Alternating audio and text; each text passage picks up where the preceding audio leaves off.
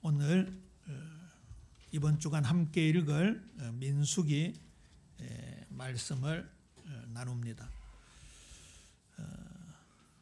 민수기를 읽다가 보면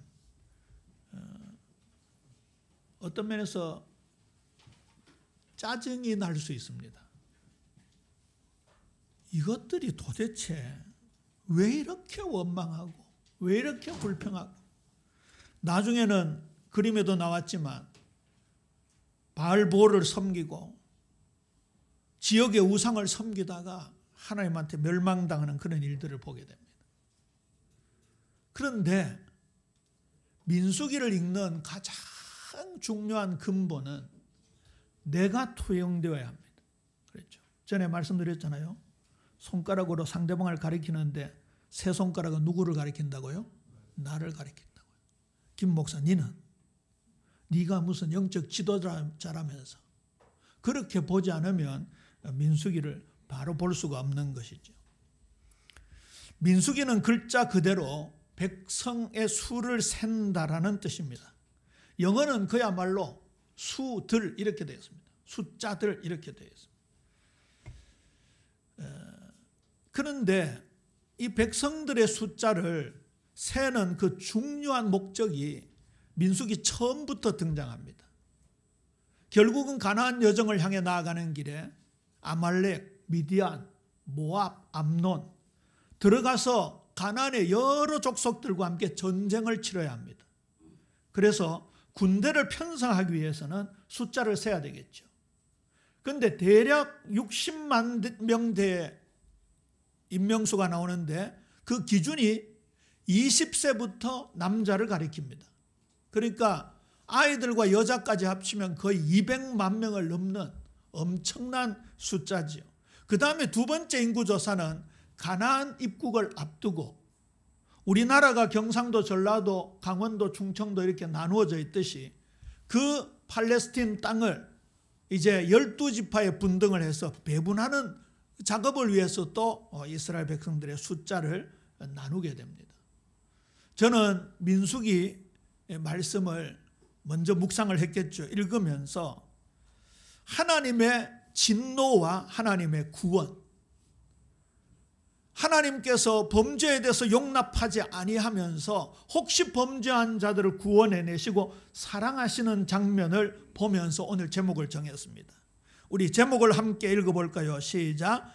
끝까지 축복하시고 사랑하시는 하나님. 믿으시기를 주님의 이름으로 축원합니다. 요거는 그냥 팁으로 말씀드립니다. 하나님의 축복이라고 말하면 엄격하게 얘기해서 비문입니다. 문법적으로 맞지 않는 단어죠. 왜냐하면 축자가 빌축자입니다. 하나님은 누구에게 복을 빕니까? 복 자체를 주십니까? 복 자체를 주시죠. 그죠? 복을 내린다라는 게 맞습니다. 언제 한번 우리 교회에 오신 어느 중직자가 제가 자꾸 하나님 축복 그러니까 나를 부르시더라고요. 살짝이. 목사님, 축자는 빌축자이기 때문에 하나님한테 쓰면 안 됩니다. 그래 또 이게 입에 붙어 있잖아요. 또 썼습니다. 또 한 번 더 말씀하시더라고요. 세 번째 얼굴이 상당히 분노한 표정으로 말씀. 그러더니 안 오시더라고요. 근데 이 축복한다라는 히브리어는 바라크라는 단어인데 이거는 하나님에게도 쓰고 사람에게도 씁니다. 영어를 조금만 아시면 하나님이 당신을 축복하십니다가 뭐예요? God bless you입니다. 내가 너를 축복한다도 뭐예요? I bless you입니다. 그러니까 같이 쓰고요. 그 다음에 축복이라는 단어가 이제 한국 국어사전에는 하나님께서 복을 내리신다라는 뜻으로도 활용됩니다. 언어는 생물과 같아서 이렇게 변하기 때문에 너무 혹시 높아지면서 말씀드립니다. 축복이 맞다고 우기다가 막 교회를 떠나기도 하고 분노를 내기도 하는데 범죄하는 데는 분노를 안 하시더라고요. 제가 이 말씀을 왜 드리는가 하면 오늘 서론입니다. 서론. 오늘 서론은 사실 맥락과는 관계없습니다만 우리 메시지 전체, 우리 신앙생활 전체 너무나 중요합니다. 우리 집사님께서도 전인격이라는 단어를 말씀하셨습니다마는 보세요. 이 이스라엘 백성들이 출애굽해서 홍해를 건너고 광야를 지나면서 여러 가지 범죄에 대한 내용, 정결 예식에 대한 내용이 나오잖아요. 어떤 분은 성경 읽으면서 이러더라고. 아이고 뾰루지 하나 난 것 가지고도 하나님 간섭하신다면서. 이래가지고 솔가벼서 살겠나 하면서.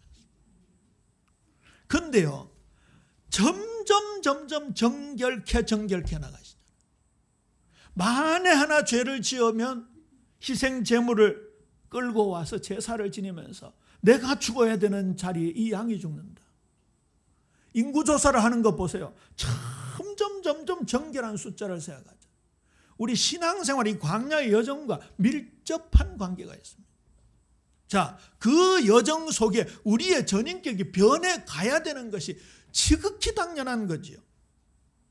그래서 저는 여기 7가지 감정을 나타내는 단어가 있잖아요. 희로, 애락, 애오요.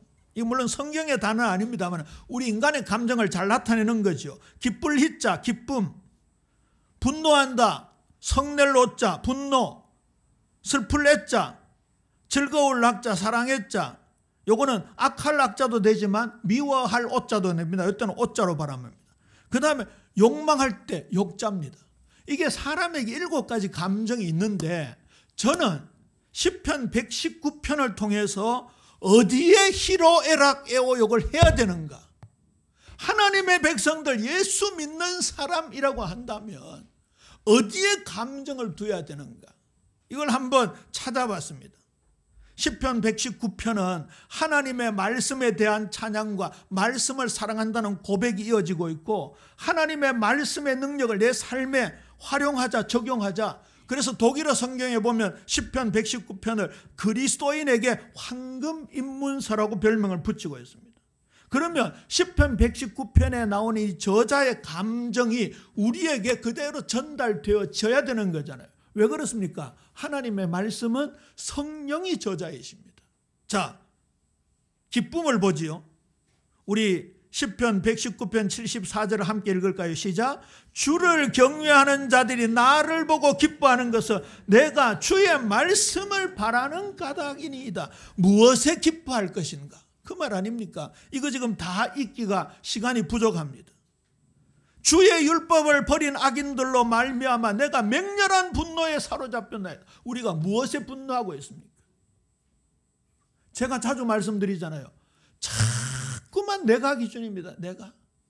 내 상처 누가 침범하면, 내 경제활동에 누가 침범해 들어오면, 내 자존심을 누가 건드리면, 내 마음을 격동케 하면 분노가 일어납니다. 그 바람직한 거 아닙니다. 진짜 이 시편 119편 기자는요, 율법을 버린 악인들로 말미암아 분노하고 있습니다. 어디에 슬퍼하고 있습니까? 무엇에 즐거워하고 있습니까? 사람이 많은 탈취물을 얻는 것처럼 다른 사람들은 막 남의 것 빼앗고 전쟁에서 이겨가지고 전리품 빼앗고 막 기뻐하고 즐거워하는데 이 시인은 주의 말씀으로 즐거워한다. 우리 사랑하는 예비 성도님들, 리딩 지저스, 이번 주간에 민수기 말씀 숫자 막 나오더라도 말씀 속에서 즐거움을 찾게 되기를 주님의 이름으로 축원합니다. 말씀 읽는 것이 즐거워야 돼. 말씀을 사랑합니다. 내가 주의 법을 어찌 그리 사랑하는지요. 내가 그것을 종일 작은 소리로 읊조리나이다. 미움도 나오고 욕구도 나옵니다. 다시 한번 자신을 돌아보며 질문합니다. 무엇에 나는 기뻐하고 있는가?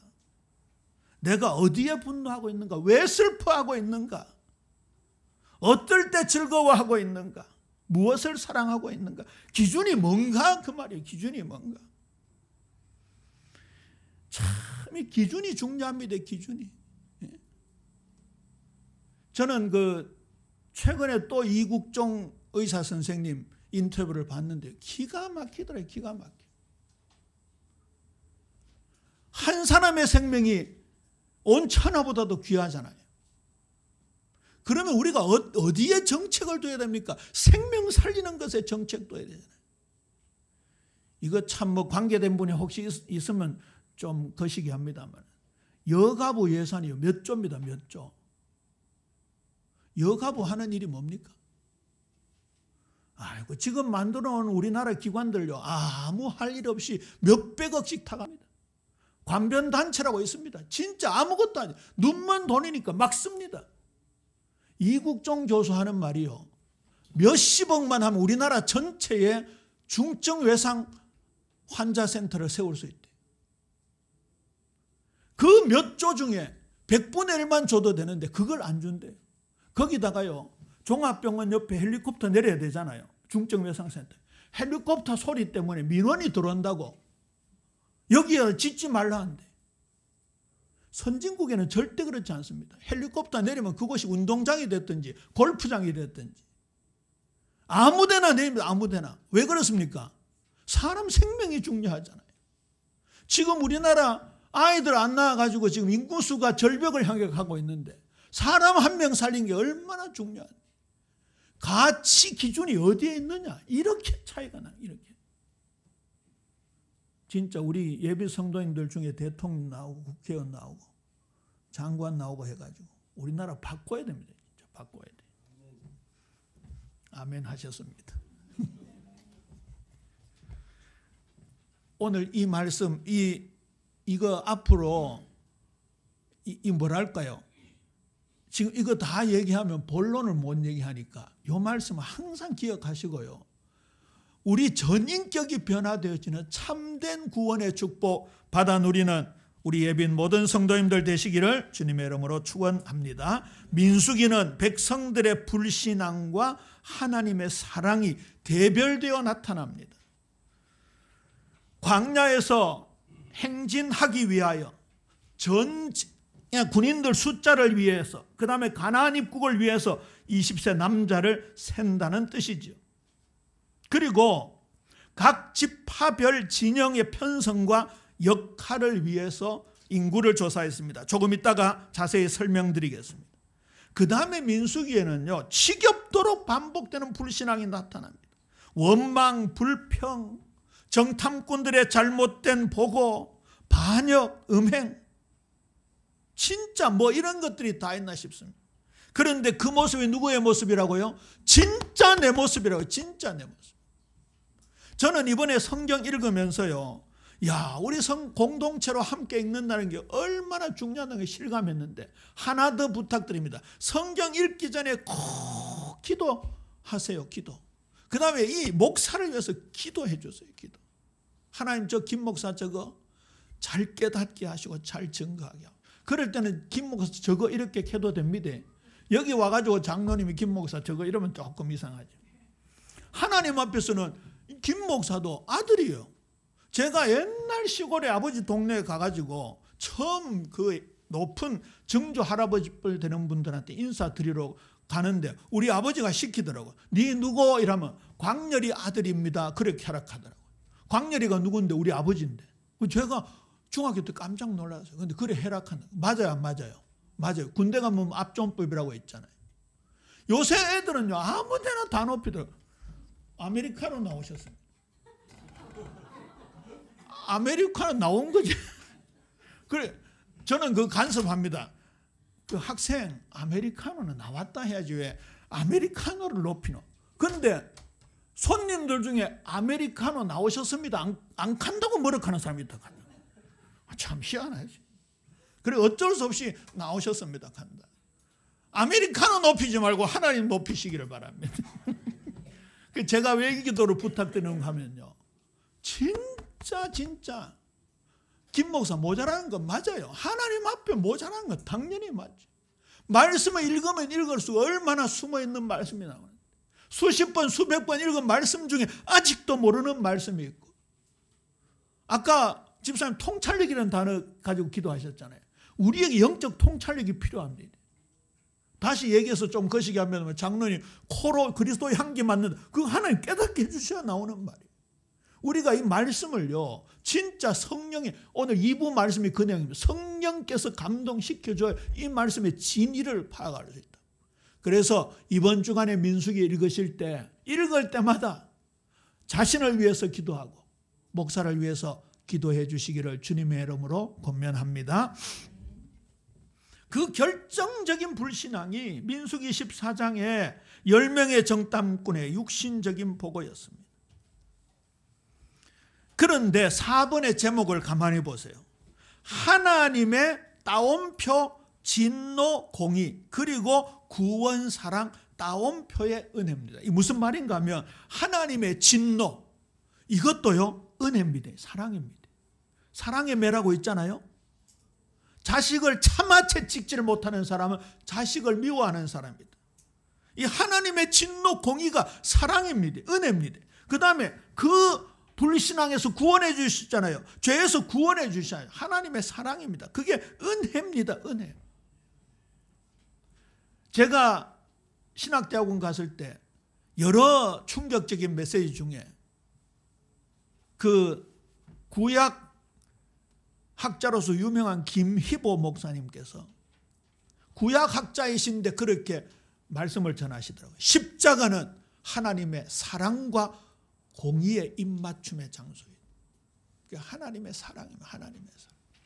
민수기 14장 22절 보세요. 내 영광과 애굽과 광야에서 행한 내 이적을 보고서도 이같이 10번이나 나를 시험하고 내 목소리를 청종하지 아니한 그 사람들은 내가 그들의 조상들에게 맹세한 땅을 결단코 보지 못할 것이, 또 나를 멸시하는 사람 한 사람도 그것을 보지 못할. 하나님이 얼마나 진노하셨는지.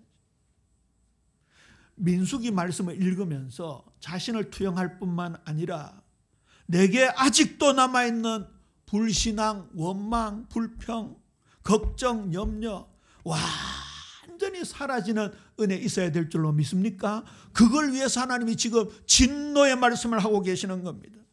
그런데 또 사랑의 말씀을 주고 계십니다. 그리하여 너희가 내 모든 계명을 기억하고 행하며 너희의 하나님 앞에 거룩하리라. 나는 여호와 너희 하나님이라. 나는 너희의 하나님이 되려고 너희를 애굽 땅에서 인도해 내었느니라. 나는 여호와 너희의 하나님이니라. 너희의 하나님, 너희의 하나님, Your God.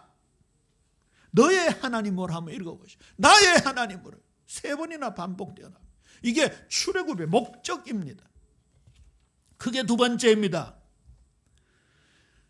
진영과 행진의 중심에 성막이 있었습니다. 그들은 매일 성막을 바라보면서 살았습니다. 예배의 의미가 뭔지, 오실 메시아가 누구신지에 대한 말씀입니다. 우리 PPT 1번 성막을 중심으로 진을 친 거 보여주세요. 거기 소제목을 보면 성막향이라고 되어 있지요. 성막 중심으로 12지파가 진을 이루고 있습니다. 성막 바로 주위에는 레위 지파들이 진을 이루고 있죠. 보통 우리 대구 지역에서는 아이들을 가진 부모님들이 제일 가고 싶어하는 지역이 어디입니까? 수성학군입니다. 왜요? 거기에 제모교 대륜고등학교가 위치하고 있잖아요. 지방 고등학교 중에 서울대를 많이 보냅니다. 거기 유명한 학원들이 쫙 몰려 있습니다. 법조인들 몰려 있고 MBC 방송, KBS 방송 그곳에 있어요. 그 수성학군이 서울의 강남 8학군과 같습니다. 그 다음에 집을 지을 때나 아파트 살 때 어느 방향으로 되어 있는 집을 보통 원합니까? 남향이잖아요. 그런데 이 사람들은 남향입니까? 수성 강남 8학군입니까? 성막향입니다. 성막향. 예수 그리스도 예배 중심의 삶이었다가 우리가 집을 이사를 할 때도 지을 때도 뭐 지금 성막향 이런 개념은 좀 이상하지만 어쨌든 예배 중심 예수 그리스도 중심으로 살아가는 귀한 은혜 있어야 될 줄로 믿습니까? 민수기 2장 2절에 나옵니다. 이스라엘 자손은 각각 자기의 진영의 군기와 자기 조상의 가문의 기호 곁에 진을 치되 회막을 향하여 사방으로 치라. 아마 그 가문의 문장이 있는 것 같아요. 회사로 말하면 로고 같은 게 있겠죠. 그런 깃발을 탁 쳐놓고 전부 저 진영을 향하여 그렇게 집을 지었습니다. 두 번째 PPT 보여주세요.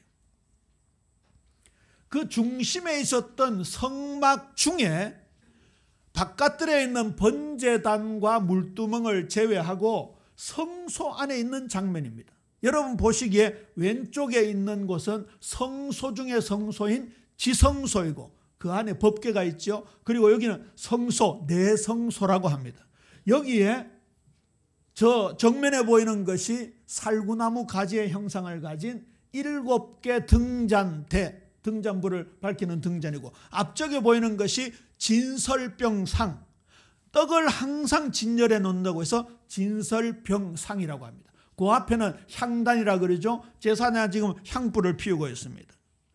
성막들에 들어가면 있는 번제단, 그리고 들어가자 성막 사이에 있는 물두멍, 그리고 등잔대, 떡상, 향단, 언약궤, 언약궤 안에 있는 십계명 두 돌판, 그리고 만나 담은 항아리, 아론의 싹이 난 지팡이, 이 모든 것이 예수님을 가리킵니다. 번제단은 우리의 속죄를 위하며 물두멍은 우리의 삶에서 주님의 구원적 손길을 경험하는 회개와 성화를 가리키고, 등잔대는 세상의 빛이 되시는 예수님을, 떡상은 우리가 매일 먹어야 되는 일용할 양식, 밥이 아니고 생명의 말씀이고, 향단은 우리의 기도가 하나님께 올라가는 향기로운 향연이 되어지는 것이고, 돌판은 말씀이지요. 만나는 역시 생명의 양식을 말합니다. 그 다음에 아론의 싹이 난 지팡이는요, 다른 지팡이는 싹이 나지 않았는데 아론의 지팡이에 싹이 났습니다. 이 나무 있잖아요. 나무, 여러분 앉아있는 나무가 원래는 생물인데 마르면서 무기물이 되었잖아요. 그게요, 싹이 났다는 말은 뭐예요? 무에서 유, 생명이 창조되었다는 부활을 상징합니다. 이 언약궤를 모신 성막을 중심으로 이들이 진행해 나가는 겁니다. 여러분 성구 뒤편의 그림에 보세요. 성구 뒤편 그림에 진을 치고 있다가 두 번째 그림에 보면, 첫 번째 그림 밑에 그림이 진을 치고 있는 그림이고, 그 위에 그림이 보세요. 진행할 때 제일 앞에 뭐가 서 있습니까? 언약궤가 서 있죠. 그렇죠? 그 법궤가 서서 앞으로 나아갑니다. 그러니까 집을 지을 때도 성막향, 그 다음에 행진할 때에도 성막이 중심으로 그렇게 앞으로 나아갑니다. PPT 세 번째 것을 보여주세요. 대제사장의 에봇입니다. 에봇이라는 말은 제사장의 옷이라는 얘기입니다. 이게요, 성막의 축소판입니다. 다시 기억을 떠올려 보세요.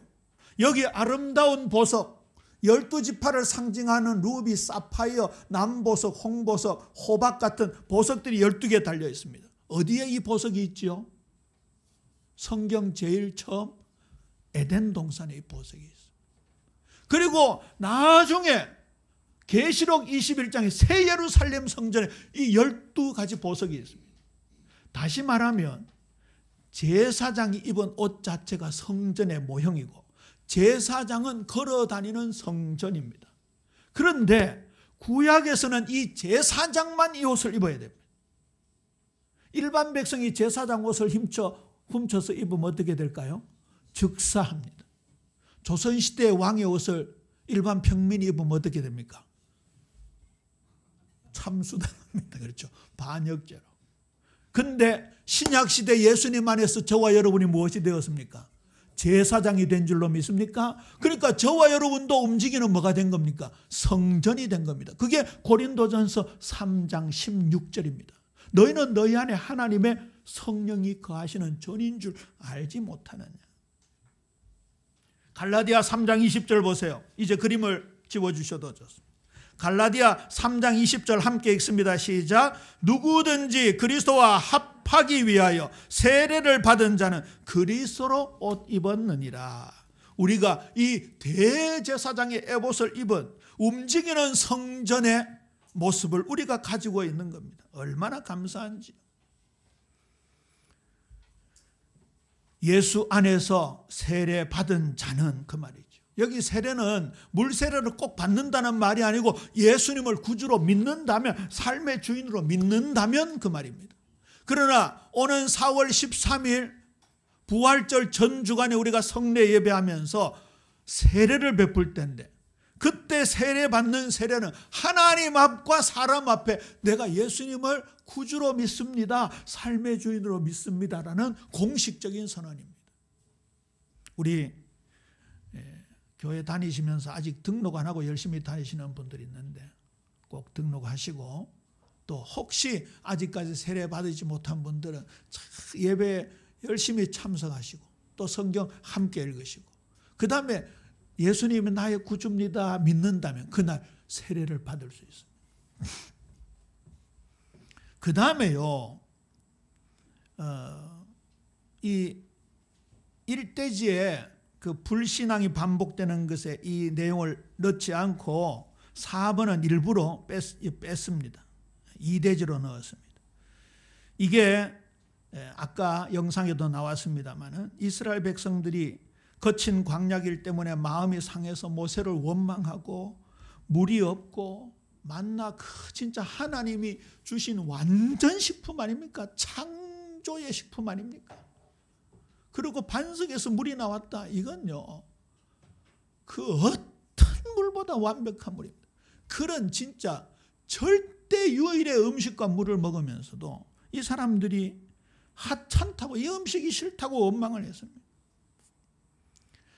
그 아까 바알보를 섬기는 그림이 나왔잖아요. 앞으로 들어가서요, 밀고, 몰로, 다곤, 아스다롯, 바알 뭐 이런 거 이제 막 섬깁니다. 근데 참 희한하죠, 희한해. 이스라엘 백성들이 이집트에 있을 때 그 수많은 우상 틈바구니에서 자랐잖아요. 여호와를 섬기는 백성들이니까 우상 숭배를 안 했겠죠. 근데 그 문화라는 게 무섭습니다. 내가 어떤 환경에서 자라느냐, 어떤 말을 듣느냐가 너무너무 중요합니다. 저는 지금 우리나라 이 전국이요, 빨리 안정을 되찾았으면 하는 마음이 있습니다만, 이게요, 얼마나 아이들과 우리 이 민초들의 삶을 피폐하게 만드는지 모릅니다. 전에 우리 한참 대통령 탄핵하고 그럴 때 우리 초등부에 다녔을 때 물어보니까 탄핵이라는 말이 바로 나오더라고요.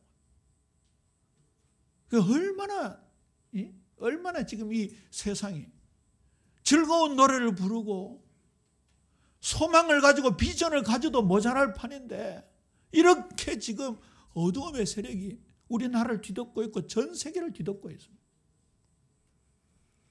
이스라엘 백성들이요, 그 틈바구니에서 살다가 빠져나왔는데 아직도 그 잔상이 남아있는 거예요. 그래서 하나님은 자꾸 처단해 나가시는데 드디어 불뱀을 보내어 물게 해가지고 얼마나 많은 사람들이 물려 죽었는지 몰라요.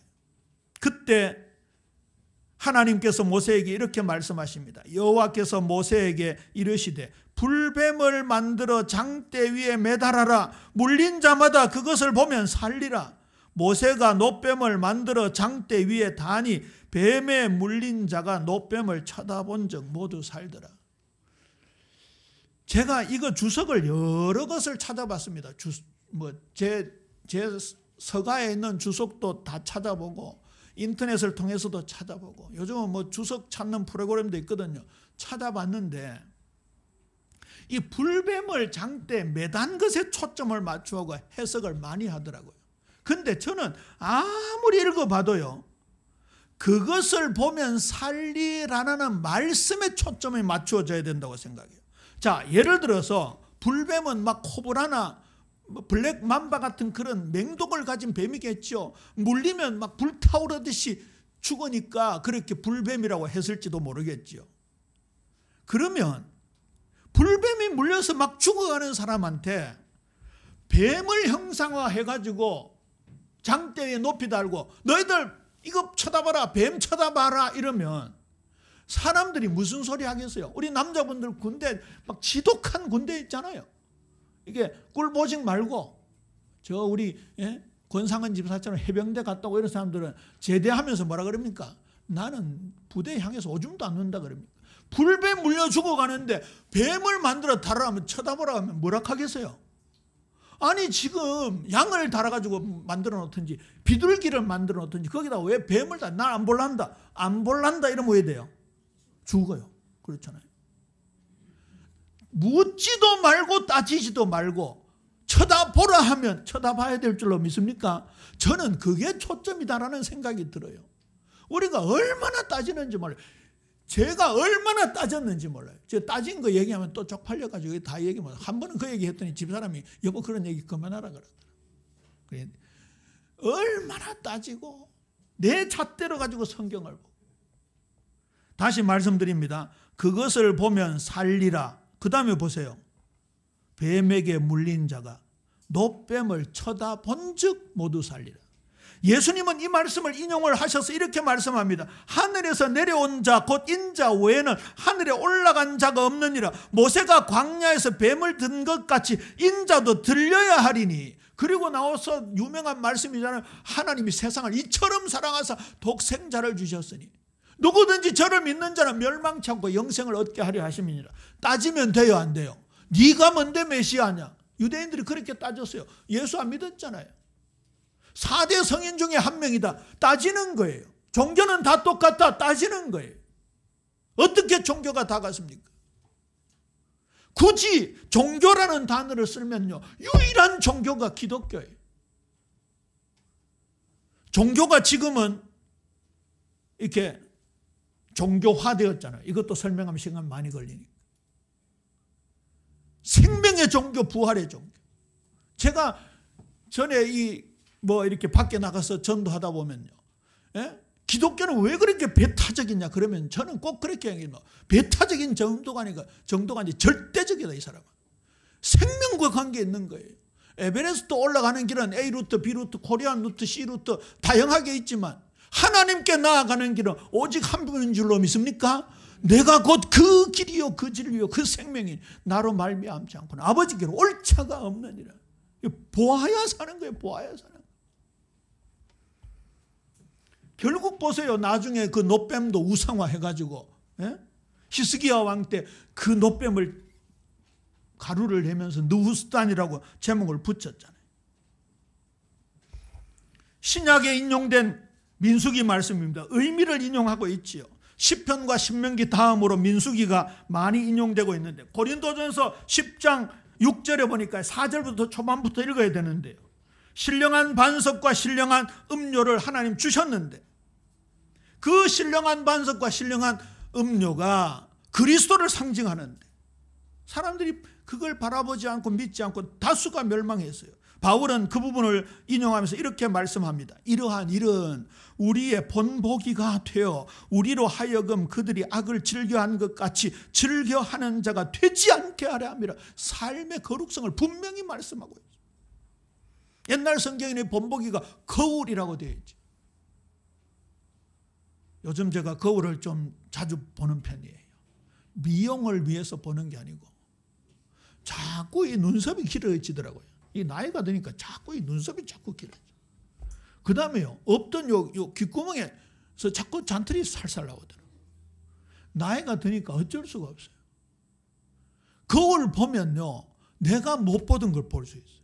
하나님의 말씀을 통해서 영의 거울로 내 영적인 범죄, 불신앙, 걱정, 염려를 비추어 보고 다시는 악을 즐겨한 것 같이 즐겨하지 않는 자가 되어지는 성화의 축복 받게 되기를 주님의 이름으로 축원합니다. 누가 가나안의 축복 속에 들어갈 것인가? 히브리서 3장 15절 말씀입니다. 성경에 일렀으되 오늘 너희가 그의 음성을 듣거든 경노하시게 하던 것 같이 너희 마음을 완고하게 하지 말라. 아까 제가 기도드렸잖아요. 우리의 굳은 마음이 옥토처럼 변해야 된다.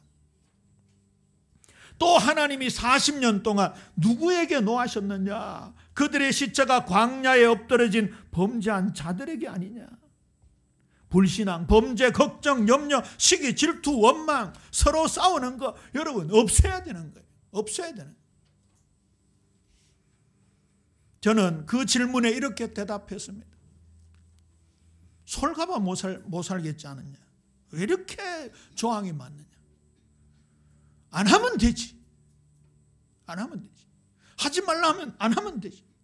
간음하지 않으면 간음 안 해야지. 도둑질 하지 말라면 도둑질 하지 말아야지. 거짓말 하지 말라면 거짓말 하지 말아야지. 그런데 이것도 따집니다. 우리는 할 수 없다. 우리는 죄인이다. 어쩔 수 없다. 죄를 지을 수밖에 없다. 그 말을 하는 게 아니잖아요. 그리고 그러다가 만에 하나잖아요. 만일 우리가 죄를 범하면 만가 중에 어쩌다가 범죄하면 그때는 어떻게 해야 된다고요? 예수님 이름으로 엎드려야 된다고요. 그렇잖아요. 히브리서 4장 2절 보세요. 가나안의 안식에 못 들어간 사람들이 있었습니다. 그들과 같이 우리도 복음 전함을 받은 자이나 들은 바 그 말씀이 그들에게 유익하지 못한 것은 듣는 자가 믿음과 결부시키지 아니함이라. 이것도 잠시 해석을 하면요, 구약 이스라엘 백성들이 광야에서 복음을 들었다라는 얘기. 아까 성막 전체가 제사장의 에봇이 명백하게 성전 예수님을 상징하는 거잖아요. 그러니까 구약 사람들이 예수 안 믿었다는 말은 거짓말이에요. 예수 누구보다 잘 믿은 사람이 다윗이고 누구보다도 잘 믿은 사람이 아브라함, 이삭, 야곱, 요셉이. 그런데 똑같이 예수를 전달받았는데 믿음과 결부시키지 않으면, 그 복음과 내 삶이 일체가 되지 않으면 참 안식의 축복을 못 누린다 그 말입니다. 예수님께서도 인용하셨습니다. 유대인들이 광야에서 우리 조상들이 만나를 먹었습니다 하니까 내가 진실로 진실로 너희에게 이르노니 모세가 너희에게 하늘로부터 떡을 준 것이 아니라 내 아버지께서 너희에게 하늘로부터 참떡을 주시나니 하나님의 떡은 하늘에서 내려 세상에 생명을 주는 것이니라. 민수기가 하나님의 말씀, 생명의 떡입니다.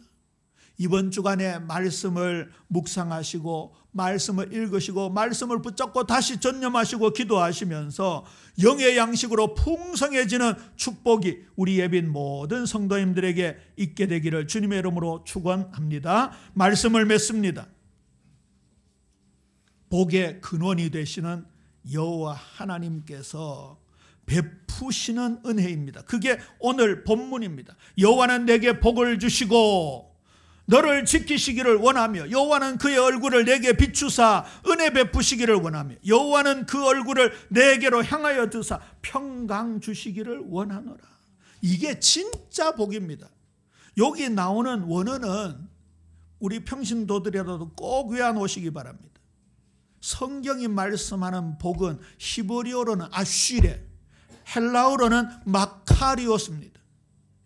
여기 마카리오스라는 헬라어는요, 최고의 절대적인 행복, 하나님이 주시는 행복 그 말이고 하나님 나라에 참여할 때 주어지는 복이다 그 말입니다. 복 있는 사람은 악인들의 꾀를 따르지 아니하며 죄인들의 길에 서지 아니하며 심령이 가난한 자는 복이 있나니 천국이 그들의 것이며, 다 같은 말입니다. 여기 마태복음 5장의 산상순 팔복이 꼭 무슨 조건절 같지만 아니라고 했지요. 너는 복이 있구나 그 말씀입니다. 우리 옆 사람한테 축복합니다. 당신은 복 있는 사람입니다. 당신은 하나님의 절대적인 복을 받은 사람입니다. 두 번째 은혜입니다. 오직 하나님으로부터 임하는 은혜입니다. 히브리어로는 헤세드, 헬라어로는 카리스. 지난 수요일 날 이 카리스, 너무나 쉬운 단어가 생각이 안 나 헤맸더니 생방송을 시청하는 손정우 형제가 금방 카리스를 올렸더라고요. 이 카리스가 카리스마, 이런 카리스마 있다 그러죠. 그 카리스의 원단어입니다. 그러나 노아는 여호와께 은혜를 입었더라. 온 세상이 죄악이 가득했습니다. 그때 노아는 은혜를 입었더라. 노아는 은혜를 입었더라. 은혜가 필요합니다. 그런데 그 은혜가 고린도후서 6장 2절입니다. 우리 지금 이 은혜가 임하기를 소원하면서 고린도후서 6장 2절 함께 읽습니다. 시작. 이르시되 내가 은혜 베풀 때에 너에게 듣고 구원의 날에 너를 도왔다 하셨으니 보라 지금은 은혜 받을 만한 때요 보라 지금은 구원의 날이라. 지금 은혜 받으시기를 주님의 이름으로 축원합니다. 지금 구원의 은혜를 받으셔야 합니다. 그 다음에요, 참된 평안은 히브리어로 샬롬, 헬라어로는 에이레네입니다. 하나님의 평강입니다. 미디안과 아말렉이 이스라엘을 침공했습니다. 그때 포도주 틀에서 몰래 추수를 하고 있던 기드온에게 하나님의 천사가 나타났습니다. 너무나 심약한 사람이었습니다. 벌벌 떠는 그에게 천사가 나타나서 큰 용사여, 여호와께서 너와 함께 하시기를 원하노라. 그러면서 네가 이스라엘 백성들을 구원하라. 네를 사사로 세우겠다. 그러니까 이 기드온이 벌벌 떨었습니다. 그때 천사의 축복을 들은 기드온이 내가 싸우는 게 아니구나. 내 힘으로 싸우는 게 아니구나. 하나님이 나의 편이 되시는구나. 그걸 깨닫고 여호와를 위하여 제단을 쌓는데 그 제단의 이름을 여호와 샬롬이라고 붙였습니다. 사실 그 앞서 천사가 너는 안심하라 할 때 그 안심이라는 단어가 샬롬입니다. 여호와 샬롬. 하나님께서 함께 하시는 우리 예빈 모든 성도님들, 현실적으로는 불안하고 걱정 염려가 되고 때로는 막 옥죄이기도 하고 경쟁 관계가 되기도 하고 불신자들과 진짜 끝간데 없는 싸움의 현장이 된다 할지라도 여호와 샬롬의 평강의 축복을 누리게 되기를 주님의 이름으로 축원합니다. 예수님께서 부활하셔서 제자들에게 나타나실 때마다 샬롬이라고 말씀하셨습니다. 우리 성경에는 너희에게 평강이 있을지어다 라고 그렇게 번역되어 있지만 그리스어로 되어 있는 신약 성경에는 에이레네, 예수님의 실제 육성은 샬롬이었습니다. 하나님과의 관계가 회복되어지는 참된 평안이 예수 그리스도 안에서 이루어지는 귀한 은혜 풍성한 우리 예배 성도님들, 특별히 민수기를 통독하면서 우리에게 있던 불안의 요소, 거짓된 요소, 범죄의 요소, 걱정, 염려, 불신앙의 요소, 내가 기준이 되었던 모든 잘못된 것들이 싹 치유가 되어지고 하나님의 은혜와 평강, 축복이 넘치는 예배자로 승리하는 귀한 은혜 넘치게 되기를 주님의 이름으로 축원합니다. 아버지 하나님 은혜를 감사합니다. 민수기의 1세대들처럼 아니 지구상의 모든 하나님의 사람들처럼 우리도 누구보다도 불신앙하고 걱정, 염려하고 시기하고 질투하고 싸우고 불안해하고 옛날 과거 습성 닮아 그대로 살아가고 새 속에 물들어 살아가고 있음을 주님 앞에 고백합니다. 절대 평안, 절대 행복, 참된 샬롬이 되시는 하나님 앞에 나아가오니 우리 예비 교회에 속한 모든 성도들, 이 말씀을 듣는 사랑하는 성도들 모두에게 하늘의 평강으로 여호와 샬롬의 축복을 주여 허락하여 주옵소서. 우리를 사랑하시되 끝까지 사랑하시는 우리 아버지 하나님의 사랑을 기억하며 찬양하는 저희 모두가 되게 하옵소서. 예수님 이름으로 기도합니다. 아멘.